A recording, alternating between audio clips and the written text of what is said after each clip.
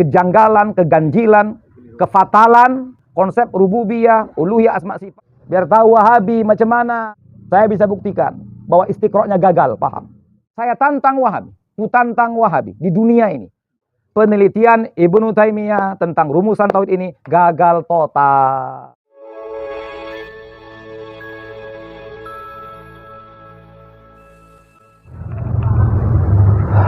Ada dua metode yang kita tahu. Pendekatan untuk mengenal Tuhan, mengimani Tuhan. Konsep Ahlus Sunnah wal Jamaah al-Haqiqiyin. Kita, Asy'ari Maturidi. Atau Asy'ari sebutannya. Asy'ari itu mencakup semuanya itu. Asy'ari mencakup Asy'ariyah, Maturidiyah, dan Fudhala Hanabilah. Ulama menyebut Fudhala Hanabilah karena sebahagian Hanabilah terjebak pada paham tajsimnya. Abu Ya'la sebagai contoh. Nah, ini metode pertama, di mana konsepnya dengan temuan-temuan akal. Karena akal yang menemukannya, mendapatinya, berarti konsepnya ini akal, nalar, dan logika. Oke, ini yang pertama. Konsep kedua, dalam mengenal Tuhan, membangun keimanan tentang Tuhan dengan istilah konsep Tritauhid. Nah, di mana ini digalang, ya, ditemukan konsepnya, kemudian dipublikasikan ke tengah masyarakat Islam oleh sosok kontroversial. Sejak dia mencetuskan ide-idenya sampai matinya, dan matinya pun tetap kontroversial. Ibnu Taimiyah. Konsep, ya, pendekatan Tritauhid, rububiyah, uluhiyah, asma dan sifat. Bagaimana konsepnya? Istiqra' kepada nas-nas Quran dan hadis tentang makna rububiyah, uluhiyah, asma dan sifat. Yang terjadi gagal paham di sini. Nah, itu klaim saya. Nah, ini supaya kita tahu mana konsepnya ini. Kemudian enggak kita tinggalkan, kita enggak urus Ibnu Taimiyah nanti. Kalau mau diurus nanti saya urus. Kita mau urus yang kita punya dulu, konsep kita. Saya bisa tunjukkan di mana celah-celah kejanggalan, keganjilan, kefatalan konsep ini. Konsep rububiyah, uluhiyah, asma sifat dengan metode istiqra' yang gagal istiqra'nya. Penelitiannya gagal. Nah, gagal total penelitiannya. Nah. Jadi Quran sendiri yang membantah konsep itu nanti. Nanti saya jelaskan semuanya. Nah, kita kembali konsep kita. Kenapa mesti akal? Kenapa konsep mesti akal? Kenapa mesti logika dan nalar? Kenapa kitab Ummul Barahin yang menjadi standar acuan kajian Asy'ari untuk saat ini yang saya tahu? Ummul Barahin itu standar itu. Standar untuk kajian sifat 20. Dan memang tidak ada sebaik, serapi, seteratur, dan seindah pembahasan tentang sifat 50 yang tertuang dalam kitab Ummul Barahin. Nggak ada sebaik Ummul Barahin menjelaskannya. Nah. Lalu kenapa Ummul Barahin bukan mukadimah, di awal kitabnya yang disebutkan setelah Bismillah, walhamdulillah, wassalatu ala rasulillah, langsung i'lam annal hukmal aqliyan hasil fi salsi aksam. Itu yang pertama. Itu yang pertama. Bukan Tuhan, bukan enggak. I'lam annal hukmal aqliya yanhasir fi salasi aksamin. Ketahuilah bahwa hukum akal hanya ada 3. Kenapa? Itu yang pertama kali disuguhkan di buku ini. Bukan tentang Tuhan kita esa. Tuhan kenapa? Karena semua akidah yang dibangun tentang Tuhan, inilah dasarnya. Ini metodologinya. Pertanyaan berikutnya, kenapa mesti akal? Kenapa mesti akal? Kenapa enggak dengkul misalkan? Kenapa mesti akal? Yang tadi saya sampaikan barusan. Kenapa mesti akal? Dikarenakan Tuhan yang nuntut akal untuk itu. Tuhan yang merintahkan akal untuk itu. Wahyu Tuhan menuntun akal untuk itu. Di mana? Di ayat-ayatnya yang berserak-serak dalam setiap lembaran Al-Quran. Di antaranya tadi, inna fi khalqis samawati wal ardi wa ikhtilafil laili wan nahar la ayatil li ulil albab alladzina yatafakkaruna fi khalqis samawati wal ardi wa ikhtilafil laili wan nahar, dan seterusnya. Afala ta'qilun, afala tubsirun, Afala tatafakkarun, afala tatadabbarun, afala tandurun. Nah, ini. Jadi Tuhan meminta kepada semua manusia untuk berpikir. Apa yang dipikirkan? Ciptaan Tuhan. Pikirkan aja lah, pikirkan. Nah, akal melakukan perintah Tuhan. Akal memenuhi perintah Tuhan. Ya. Akal penuhi perintah Tuhan. Apa itu? Pikirkan alam. Baca alam ini, baca. Itu kenapa ulama kita bilang, ayat-ayat Tuhan ada dua. Al-ayat matluah, ini mushaf. Matluah, sama ini nih. Manzur. Kauniyah. Al-ayat matluah di lembaran mushaf, ini ayat kauniyah Tuhan ini. Baca. Oke, akal ikut perintah Tuhan. Disuruh menghayati, merenungkan, membaca alam ini. Udah, dibaca sama akal. Apa hasil bacaan akal? Apa hasil penelitian akal terhadap alam ini? Akal bilang begini, buat laporan akal. Tuhan, laporan pertama. Setelah ku baca, ku teliti, kerenungkan, ku hayati, ku tafakurkan, alam ini Tuhan, ku lihat berubah-ubah. Betul nggak kira-kira? Berubah-ubah. Siang, malam, panas, dingin, ya kan? Tumbuh, layu, muda, tua, mati, hidup. Cocok nggak kira-kira? Cocok nggak laporan akal? Cocok tidak laporan akal terhadap menjalani perintah Tuhan di sini, membaca alam. Cocok nggak kira-kira? Oke, dah. Itu Tuhan, kata Tuhan, bagus kal. Mainkan lagi langkah berikutnya. Oke, langkah berikutnya kata akal. Tuhan, alam ini Tuhan berubah-ubah. Berarti kesimpulannya alam ini semuanya dia bermula dari tiada. Jadi berubah. Termasuk perubahan mendasar. Adanya dari tiada. Paham ini? Paham kira-kira ini? Paham? Kira-kira sederhana nggak ini? Sederhana nggak ini? Termasuk kan ini berubah-berubah nih. Siang, malam, terang, gelap, apa lagi misalkan? Panas, dingin, ya kan? Tumbuh, berkembang, apa lagi misalkan? Layu, padam, ya kan? Hidup, mati. Paham kan? Jadi kesimpulannya semua ini perubahan dari ada ke tiada dan tiada ke ada. Cocok? Cocok. Setiap sesuatu Tuhan, ini laporan kedua nih, laporan kedua. Poin kedua kata akal. Tuhan, setiap sesuatu yang dia berubah-ubah dan perubahan mendasar dari tiada menjadi ada, tidak mungkin itu Tuhan terjadi dengan sendirinya. Betul nggak kira-kira? Temuan yang kedua nih. Betul nggak kira-kira? Betul. Nah. Bagus kal. Apalagi berikut langkah selanjutnya. Tuhan, kalaulah semua alam yang telah kubaca ini, dia berawal dari tiada menjadi ada, itulah perubahan mendasar pada alam. Dari tiada menjadi ada. Nah, maka semua yang sebelumnya tidak ada menjadi ada. Atau istilah kami Tuhan baharu nanti di pengajian kami. Istilahnya. Ini semua yang baharu, yang awalnya tiada menjadi ada, semua itu tidak mungkin bisa ada dengan sendirinya. Betul nggak itu kira-kira? Betul nggak kira-kira itu? Dah. Ini langkah berikutnya nih. Tuhan, betul kal, bagus kata Tuhan. Itulah petunjukku untuk membaca alam ini, kata Tuhan. Itulah hasil dari perintahku untuk membaca alam ini. Paham ini kira-kira? Nah. Kemudian apalagi kal? Buat laporan berikutnya.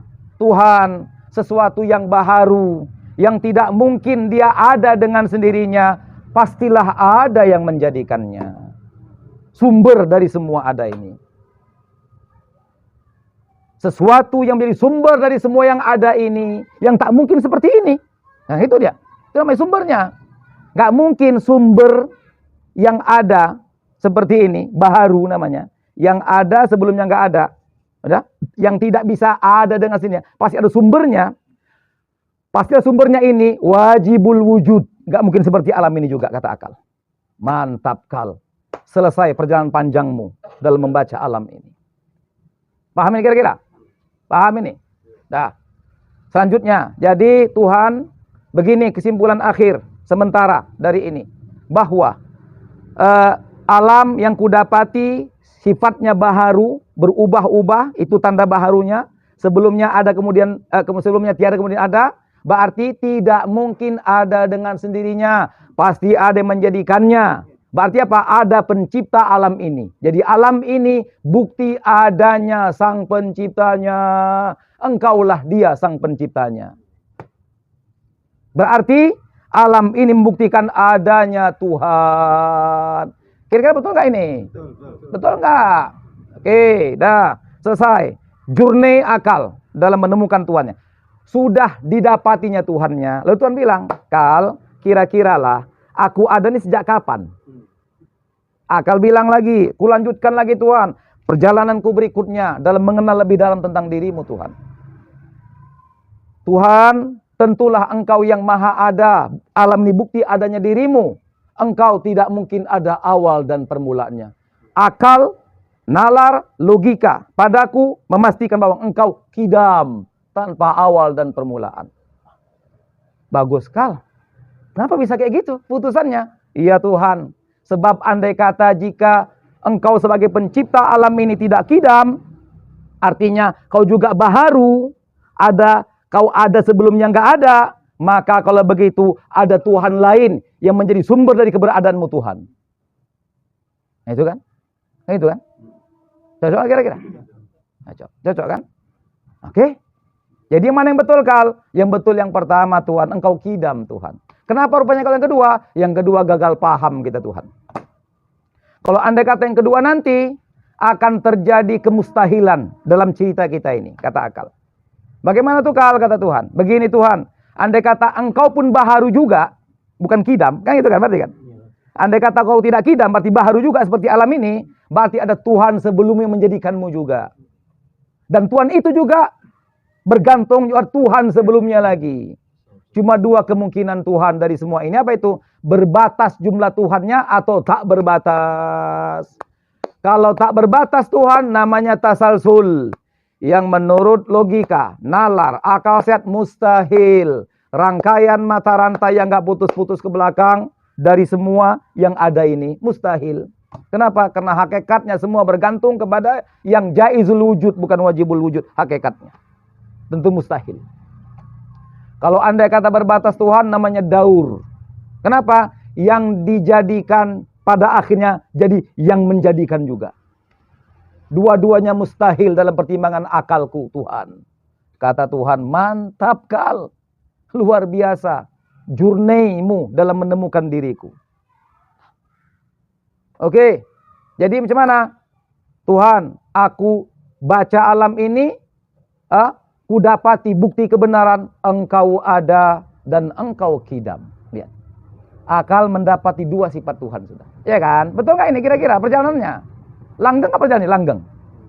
Kemudian, kira-kira Kal, apakah keberadaanku akan punah dan binasa berakhir dengan ketiadaan? Katakan mana bisa begitu Tuhan? Nggak mungkin Tuhan. Keberadaanmu kekal selama-lamanya. Baqo. Sifat berikutnya yang kuyakini pada dirimu, kata akal. Sebab jika saja kau bisa tiada nantinya, berarti keberadaanmu tidak lagi wajibul wujud, menjadi jaizul wujud. Jaizul wujud hakikatnya adalah baharu yang bukan kidam. Sementara kita katakan tadi engkau kidam sebelumnya. Gimana kira-kira? Paham tadi? Paham kira-kira? Paham kira-kira? Kalau Tuhan tidak bako, batal kidamnya maksudnya.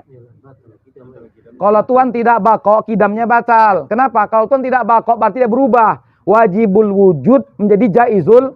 Semua yang jaizul wujud baharu, berarti batal bakonya, batal kidamnya berarti.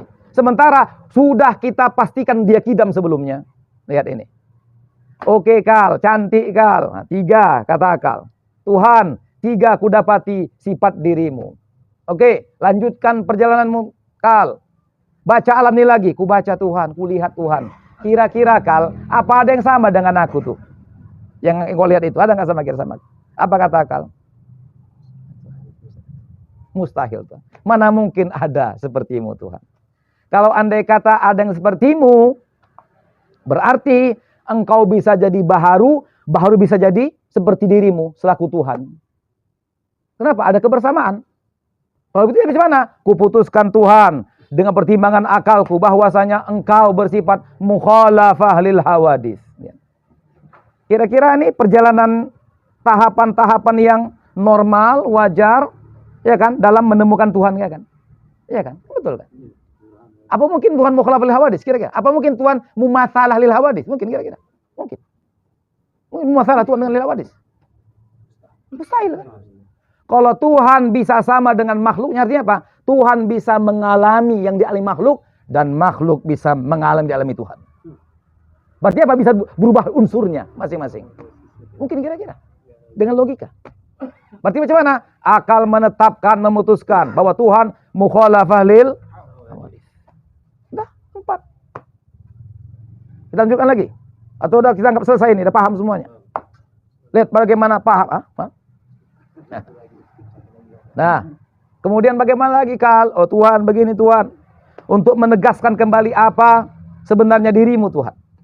Nah, bahwa engkau adalah zat wajibul wujud. Kau bukan semata-mata sifat belaka. Maka aku tegaskan kembali dengan temuan akal, logika dan nalarku. Bahwasanya engkau bersifat qiyamuhu binafsi.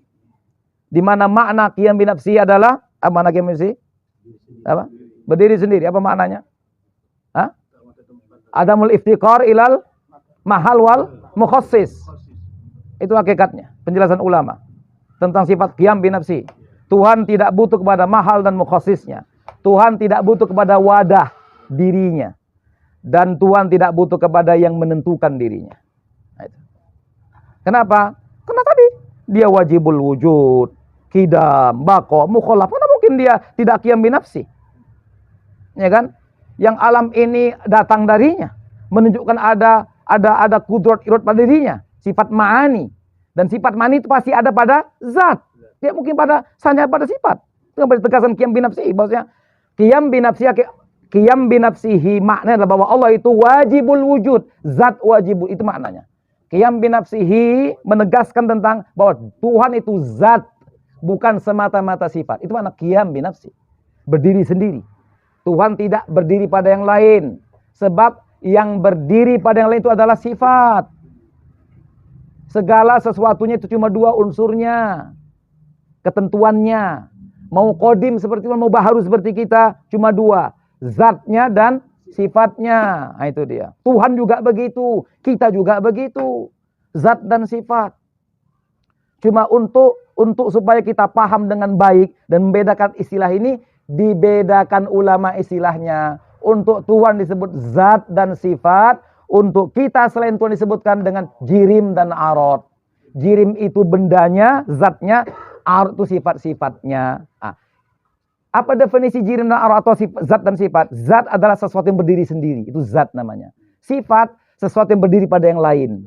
Ketika dikatakan Allah berdiri sendiri, artinya apa? Dia zat wajibul wujud, bukan semata-mata sifat. Itu makna adamul iftiqar ilal mahal. Ini mungkin agak kunang-kunang sedikit mungkin. Agak kunang-kunang sedikit. Ya, apalagi belum pernah baca tauhid, kunang-kunang lah. Kalau keterangan ini. Gimana? Gimana? Ini kata gini, kenapa Tuhan itu ini? Kenapa mesti pakai qiyam binafsihi? Coba saya tanya loh. Kenapa ulama merasa butuh mengukuhkan sifat qiyam binafsi? Kenapa? Kenapa Usni? Coba. Usni lama belajar tauhid dan mengajarkan. Kenapa kira-kira? Kenapa ulama butuh mengukuhkan sifat qiyam binafsi? Dari mana nalar menemukan itu? Dari mana nalar mendapatkan itu? Logika mendapatkan itu. Qiyam binafsi dari mana kira-kira? Dari mana? Alam.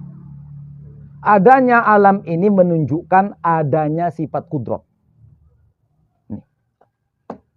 Ada kudrat pada sang penciptanya. Kudrat itu sifat ma'ani. Sifat tidak bisa berdiri pasti bersandar, bertumpu istilahnya. Tapi kepada Tuhan ini, mohon maaf ini. Kita nggak boleh nyebutnya bersandar, bertumpu sebagainya. Tapi ulama juga nyebut begitu. Qaimat bizati. Apa definisi sifat ma'ani? Apa definisi sifat ma'ani? Sifatun azaliyatun, sifatun wujudiyatun azaliyatun qadimatun qaimatun bidzatihi ta'ala. Itu definisi sifat ma'ani. Paham arti qaimat bidzatihi ta'ala? Artinya sifat itu berada pada zat. Sifat tidak bisa berdiri sendiri. Ketika dikatakan qiyam binafsi, itu artinya Tuhan hakikatnya zat, bukan semata-mata sifat yang tidak bisa berdiri sendiri. Itu makna qiyam binafsi. Dari mana akan menemukan itu? Akan menemukan ketika melihat alam ini. Bahwa alam ini bukti adanya kudrat sang penciptanya. Dan kudrat itu tidak mungkin kalau tidak berada pada wadahnya, tempatnya, zat istilahnya. Mohon maaf pada Tuhan nyebut wadah dan tempat. Tapi itu mana qaimah bizamsi. Paham ini kira-kira? Biar tahu ini. Biar tahu Wahabi macam mana ini akidah Ahlussunnah wal Jamaah sesungguhnya. Kami bukan KW kami. Mengenal Tuhan dengan gagal istiqro'nya. Mengenal Tuhan dengan penelitian yang gagal. Itulah istiqro' Ibnu Taimiyah tentang rububiyah, uluhiyah, asma dan sifat yang Wahabi pun nggak tahu tentang itu sebetulnya. Nah, Ustaz. Banyak kan Ustaz yang gitu masih kan rububiyah, uluhiyah, asma, sifat. Kan masih banyak kan kawan-kawan yang itu kan. Yang mendewakan Wahabi, mendewakan Ibnu Taimiyah, mendewakan Muhammad Abdul Wahab. Saya bisa buktikan bahwa istiqro'nya gagal, paham. Penelitiannya nggak sempurna, gagal total. Itu disangka sama ulama-ulama kita. Bukan saya ngekor ulamanya. Ulama sudah lebih dulu. Ulama, kita cuma baca keterangan ulama tentang bagaimana gagal pahamnya konsep ini. Lihat, konsep kita tadi, coba. Saya tantang Wahabi. Tantang Wahabi di dunia ini. Tolong batalkan satu sifat 20. Satu aja. Bahwa Tuhan itu memang nggak ada. Tuhan tidak kidam, Tuhan tidak baqa, Tuhan tidak mukhalaf bil hawadis, Tuhan tidak hakim nafsi, Tuhan tidak wahdaniyah, Tuhan tidak kudrat. Tolong batalkan salah satu sifat 13. Selain Mu'tazilah. Mu'tazilah menafikan sifat ma'ani karena konsepnya berbeda sama dia. Oke. Tapi gini, mereka menafikan ma'ani mengisbatkan ma'nawiyah. Bukan menafikan ma'nawiyah. Jika saja Mu'tazilah menafikan ma'ani dan mengingkari ma'nawiyah, kafir Mu'tazilah. Kita kafirkan Mu'tazilah kata ulama kita. Tapi mereka mengingkari ma'ani, tapi gini, mereka juga punya alasan mengingkari ma'ani. Panggilan untuk mentauhidkan Allah. Terpaksa mereka ingkari ma'ani, begitu. Jadi kalau nggak ngerti juga Mu'tazilah, jangan cakap dulu. Udah? Mu'tazilah sampai kepada temuan ini, sampai kepada konsep ini juga ada latar belakangnya. Latar belakang ingin mengesahkan Tuhan. Maka terpaksa mereka membatalkan ma'ani Tuhan. Itu. Jadi ada latar belakang pembenaran. Kalau bagi yang paham. Nah, cuma kita katakan itu nggak benar, itu nggak betul, itu menolak ayat nanti itu. Menolak qat'iyud dalalah tentang qat'iyus subut dan dalalah tentang sifat ma'ani Tuhan dalam Al-Qur'an. Bahaya, kita bilang. Nah, itu. Coba saya mau nanya, mana Wahabi? Tolong panggil Wahabi. Dari mulai bin Basnya, bin Usaim, bangkit ada kuburan orang itu semua. Tolong batalkan salah satu sifat 20 ini. Tolong batalkan. Bahwa ini salah, ini sesat. Bahwa temuan-temuan akal tentang sifat Tuhan yang 20 gagal total, salah. Memang nggak begitu Tuhan-Tuhannya. Tuhan tidak kudrat, Tuhan tidak sama, Tuhan tidak bas. Kira-kira mana kira-kira? Nah, jawablah semuanya. Kalau ada punya kenalan, kawan atau apa yang begitu, coba batal, bantahin coba. Lihat bagaimana akal menemukan Tuhan, nah, sampai dia qiyam binafsi. Allah tidak butuh kepada mahal dan mukhassis. Apa arti mukhassis? Mujid. Yang menjadikan, yang menentukan bagaimana dia. Tuhan nggak ditentukan, dia menentukan segala-galanya. Dia nggak ditentukan. Nah, kemudian selesai dengan semua sifat nafsiyah dan salbiyah. 6. Siapa yang menemukannya? Akal. Tambah satu lagi, wahdaniyah. Dan selesai, wahdaniyah. Ya kan? Kidam, baqa, mukhalafah, qiyam binafsi, wahdaniyah. Apa kata akal berikutnya? Tuhan, sudah kudapati bagaimana pengenalan tentang dirimu, bahwa engkau maha ada, maha tanpa awal, maha tanpa akhir, maha berbeda dan maha berdiri sendiri. Maka oleh karena itu kesimpulan pertama sebagai penutup telak jurniku yang pertama ini bahasanya engkau esa, tidak ada sekutu bagimu. Karena kau maha ada, wajibul wujud, maka nggak ada yang menyamaimu untuk itu. Berarti engkau satu-satunya Tuhan atas kekidaman, kebakoan dan khilaf terhadap semua yang ada. Berarti apa? Engkau wahdaniyah. Dan selesai. Akal mendapati Tuhan dengan sifat-sifat hakikinya, sifat-sifat ketuhanannya. Selesai. Kemudian cuman akal, kita mainkan lagi tentang Tuhan. Agak sesak sedikit ini. Sifat ma'ani, selesai. Apa itu? Kenapa akal itu tidak tertarik membahas asma wa sifat? Tak aku kasih tahu. Aku bilang tadi, ilmu mahal. Tak aku kasih tahu, cari sendiri. Kasih pandang lagi. Biar. Memang tak kasih tahu. Cari sendiri. Kenapa nggak gitu? Kenapa nggak itu konsepnya? Kenapa ulama kita mengabaikan nas-nas Quran tentang sebutan asma dan sifat Tuhan? Udah? Dalam Asmaul Husna dan lain-lainnya. Lalu mencari yang seakan-akan bagi Wahabi nih, otak Wahabi nggak ada nasnya. Bagi Wahabi nggak ada nasnya. Yang tadi itu. Saya tahu. Nah. Kita baca hikam. Kita baca hikam. Tanggung, Ustaz. Tak aku kasih tahu. Datang sebab kulit kuning sama ayam panggang ke rumah. Ada? Ini. Dan nampak kan? Nampak kan? Kira-kira perlu lagi bukti-bukti ini. Oh, mana dalilnya? Akal dipakai untuk menemukan Tuhan. Apa jawaban kita sama orang yang nanya begitu? Wahabi nanya, enggak. Bentar. Apa dalilnya akal mempertimbangkan ini untuk dia mengenal Tuhan? Kira-kira apa jawaban kita sama akal? Jeleba wa ta'kau bilang. Itu jawabannya. Dari semua keterangan tadi ini ditanya lagi, apa dalilnya kalau akal harus menjadi mengiringi langkah-langkahnya dalam telaah, pengamatan, penelitian untuk mendapatkan Tuhannya? Jawabannya jelebau kau Wahabi. Kira-kira sederhana enggak? Setengah jam cuma, udah kenal kita Tuhan dengan semua sifat-sifatnya. Udah. Apa lagi? Sifat mani udah tinggal sederhana sifat mani jam tadi. Alam ini bukti ada kudrat Tuhan. Karena ini tertata dengan begini. Gak mungkin sang penciptanya nggak berkuasa untuk ini kan tanda kuasanya berarti. Ini kan gitu. Apa arti kuasa? Apa kuasa Tuhan? Definisi apa? Definisi kuasa Tuhan? Ijadu kulli mumkinin au idamu. Itu definisi kudrat. Berarti kalau ini ada berarti bukti adanya kudrat pada Tuhan, kuasa. Dan tak mungkin kuasa itu ada kalau tidak ada iroda. Karena kalau misalnya Tuhan nggak punya iroda, terkejut Tuhan. Ya, kok ada pula ya katanya. Ya, siapa yang buat ini? Nggak tahu dia yang buat sendiri rupanya. Siapa nggak ada iroda? Terkejutlah dia. Nggak ada iroda. Nggak sadar, nggak ada iroda berarti nggak sadar. Nggak ada iroda berarti nggak sadar itu maksudnya. Nggak ada ikhtiar dia. Ego dia. Mungkin kira-kira tuh gitu. Dan mungkin kira-kira yang dia kuasa menjadikannya dengan kehendaknya, tapi dia nggak tahu nih kehendaki apa. Tanpa ilmu kira-kira. Mungkin kira-kira. Bukankah kudrat irodatnya memastikan dia punya ilmu? Iya kan? Hah? Mungkin kira-kira. Tuhan berkuasa, berkehendak, tapi nggak ada ilmunya. Atau sebaliknya, kudrat Tuhan yang diyakini dan irodatnya yang ada membuktikan adanya ilmu padanya.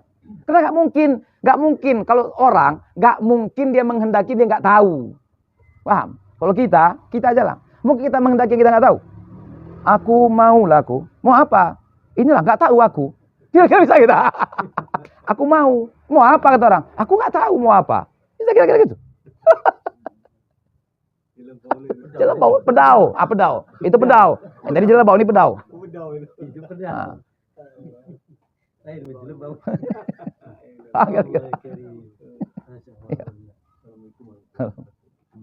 Akal ini diberikan kepada semua. Semua. Jadi ketika akal dia diiringi oleh wahyu, dia itu lagi Iya. jadi kiamat jadi Islam. Iyalah, sama. Jadi dia diiringi oleh wahyu. Oh, iya. Dan orang-orang Jujur akal membaca alam ini. Jujur. Karena ada juga yang baca tapi nggak jujur. Siapa itu? Stephen Hawking. Contohnya, dibacanya alam nih, tapi jadi ateis dia. Tuhan nggak ada sampai matinya. Artinya dia nggak dapat wahyu. Iya. Nggak dituntun wahyu. Ya nggak tahu kita. Gimana dia membacanya ini? Bodohnya itu Stephen Hawking. Pintar satu sisi tapi blow on gitu. Cara membacanya salah. Cukup dengan cara baca sederhana, simple. Berarti cara tadi telah wahyu saja. Iya. Sebenarnya itu pun sebenarnya temuan logika sebetulnya. Gini.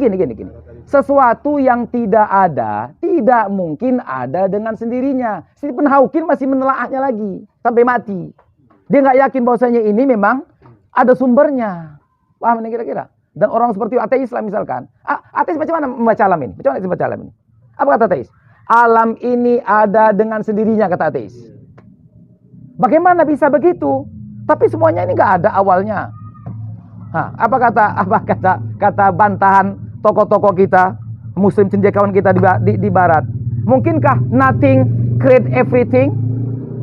Mungkin kira-kira ketiadaan mewujudkan ada. Mungkin kira-kira. Gini, ateis mengatakan bahwa ini alam ini ada dengan sendirinya. Tapi dia mengakui bahwa alam ini awalnya tiada. Itu bodohnya itu. Itu makanya konsep ini bodoh sebetulnya. Konsep dasarnya bodoh gitu. Nah, itu apa lagi nih Bang Nopal? Jelebau udah, pedau udah, apa lagi nih kira-kira? Pak Tungtung ini. Jelotup. Ada paham itu kira-kira? Paham? Itu kata ulama kita, mungkinkah ketiadaan mewujudkan ada? Can nothing create everything? Can nothing create everything? Bisakah ketiadaan mewujudkan ada? Pepatah Arab bilang apa tentang ini? Faqidu syai' la yu'ti.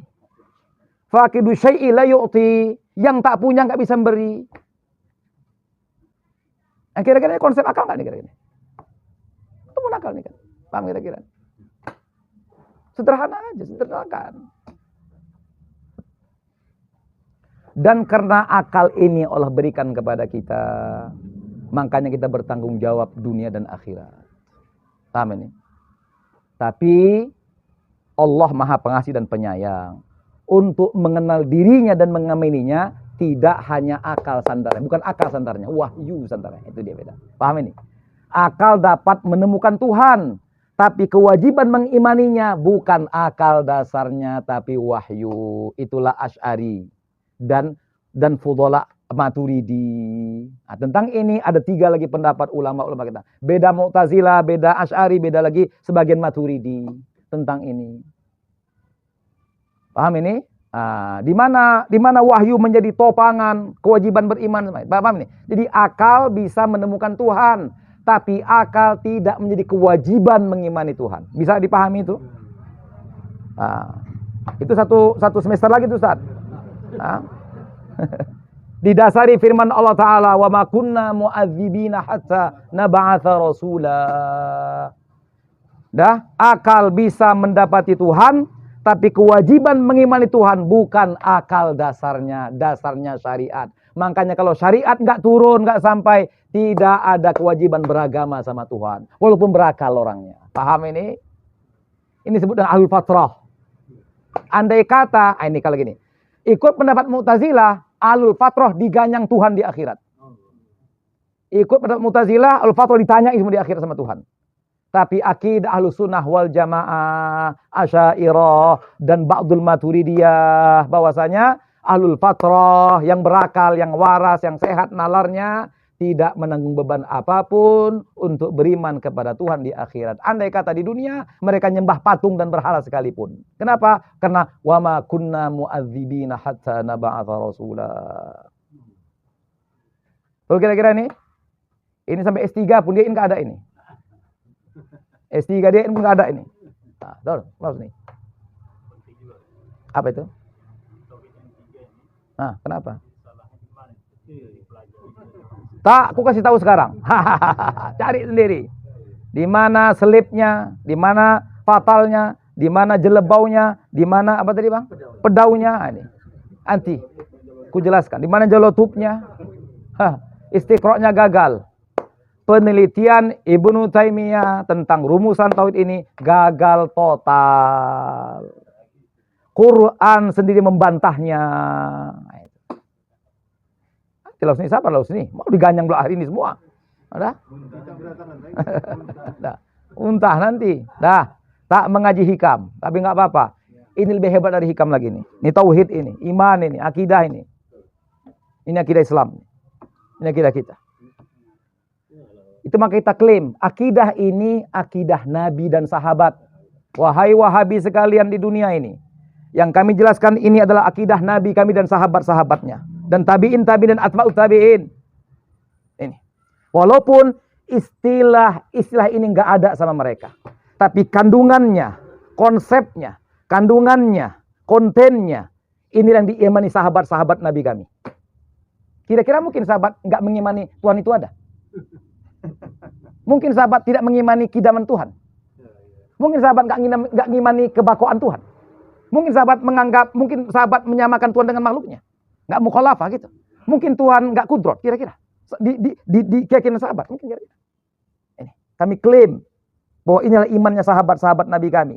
Tinggal lagi istilahnya yang berbeda. Sama seperti mereka mengamalkan fikih sebelum kami, tapi istilah fikih mereka nggak sampai kepada mereka. Bukan sampai, mereka perumusnya. Kami menemukannya setelah generasi mereka. Paham ini semua?